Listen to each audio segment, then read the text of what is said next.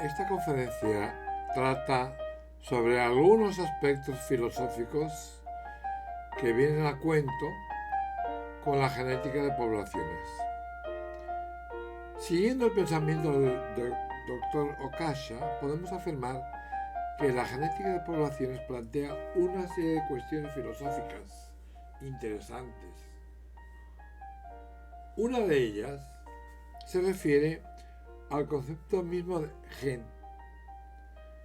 Como hemos visto, la genética de poblaciones surgió en las décadas de 1930 y 1920, mucho antes de que se descubriera la estructura molecular de los genes. En esta época premolecular, el gen era una entidad teórica, postulada para explicar los patrones de herencia observados en los experimentos de cría de animales. No se sabía de qué estaban hechos los genes, ni cómo causaban cambios fenotípicos, ni cómo se transmitían de padres a hijos.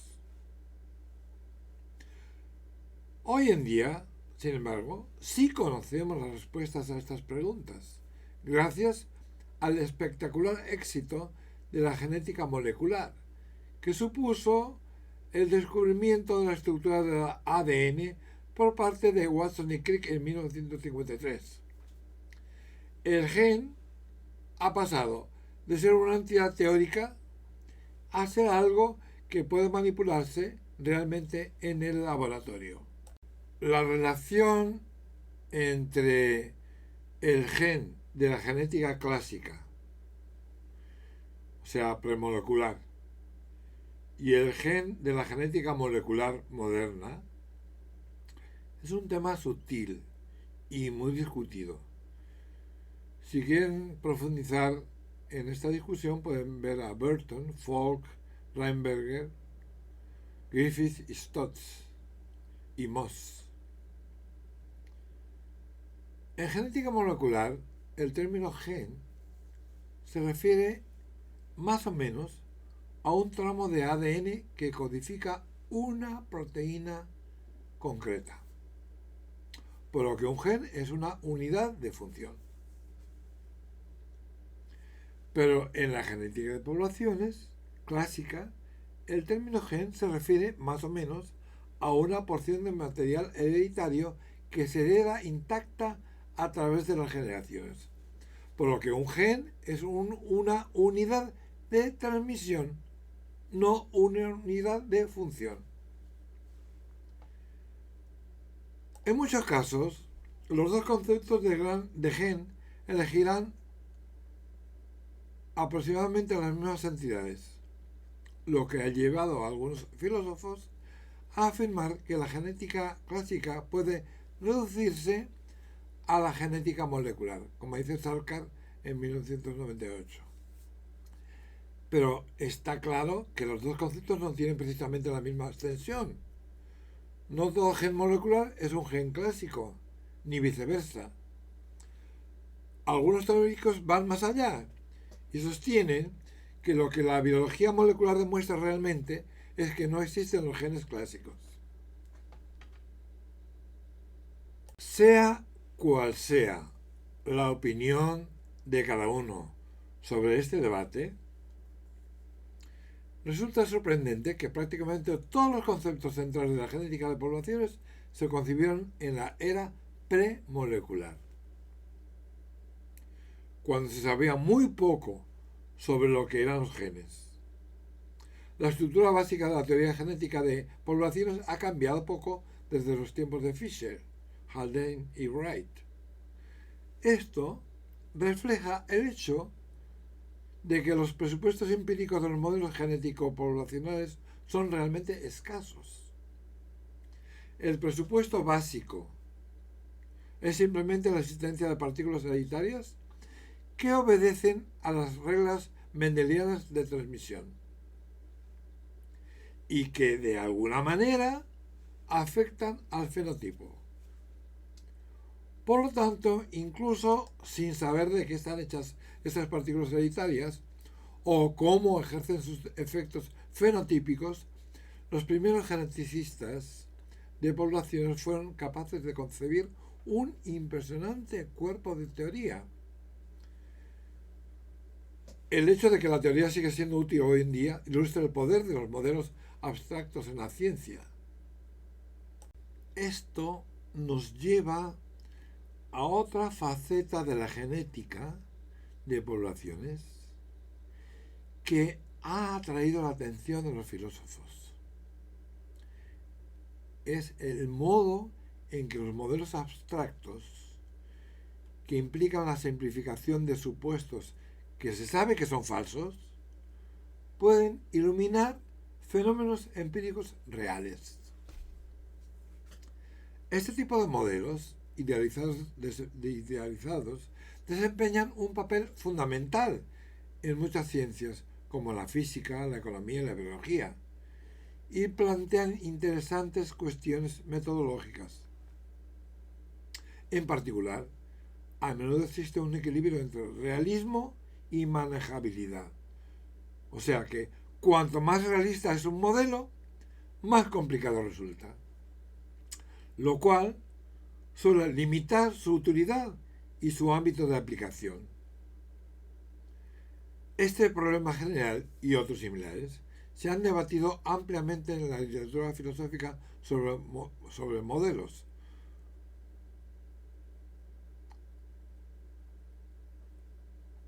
Entonces, está claro que los modelos de genética de poblaciones se basan en supuestos que se sabe que son falsos y están sujetos a la disyuntiva realismo-tractabilidad. Los modelos genéticos de poblaciones más sencillos suponen un apareamiento aleatorio, generaciones no superpuestas, un tamaño de población infinito, una segregación mendeliana perfecta, aptitudes genotípicas independientes de la frecuencia y la ausencia de efectos estocásticos.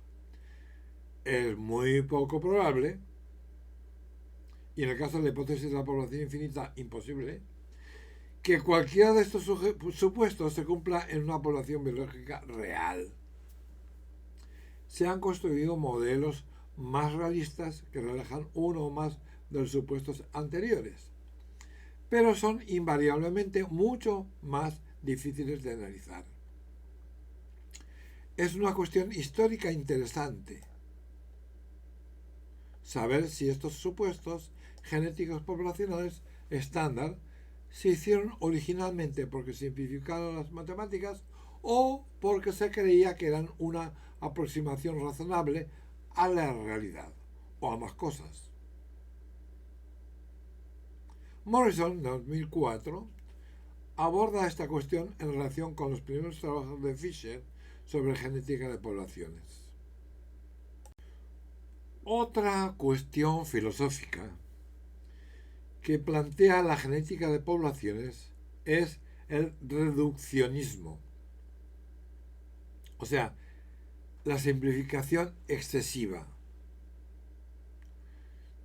Tanto sus detractores como sus defensores suelen argumentar que la visión genético-poblacional de la evolución es intrínsecamente reduccionista. Esto se desprende de la forma en que los geneticistas de poblaciones definen la evolución. Cambio en la frecuencia de los genes. Eso es todo. Esta definición lleva implícita la idea de que fenómenos evolutivos como la especiación, la radiación adaptativa o la diversificación, así como la evolución fenotípica, pueden reducirse en última instancia al cambio de la frecuencia génica. Pero, ¿sabemos ciertamente que esto es cierto, que es real? Muchos biólogos, en particular los de organismo completo, no están convencidos y por tanto rechazan tanto la definición genético-poblacional de la evolución como la primacía que tradicionalmente se ha concedido a la genética de poblaciones dentro de la biología evolutiva. Realmente se trata de un tema de mucha profundidad y complejidad.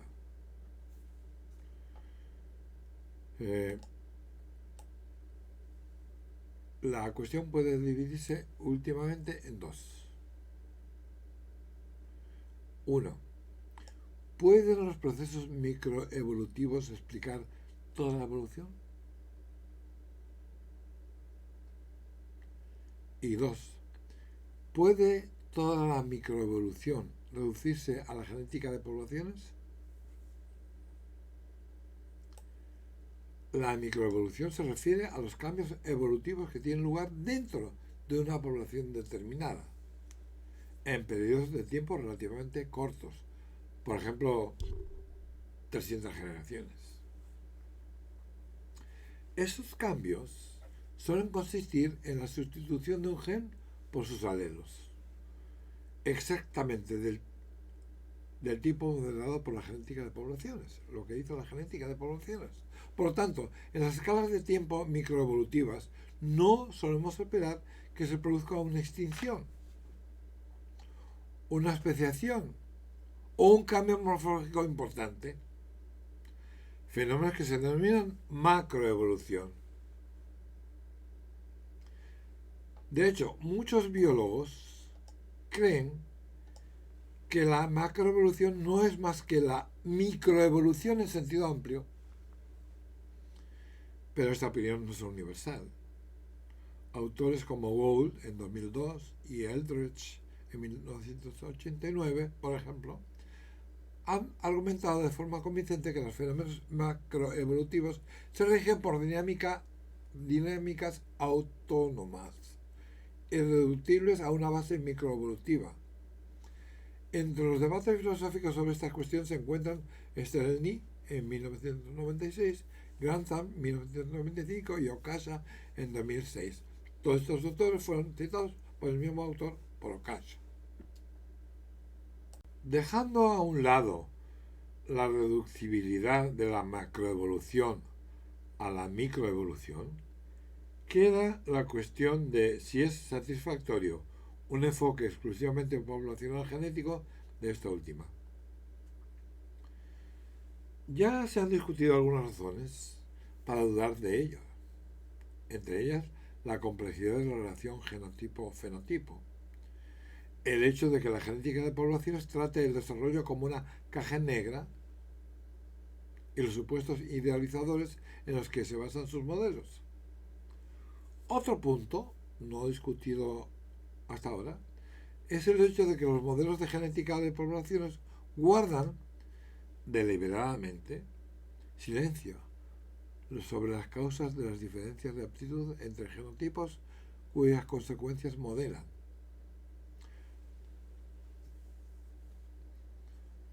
A veces no se dice nada sobre por qué los tres genotipos dejan diferentes números de gametos exitosos.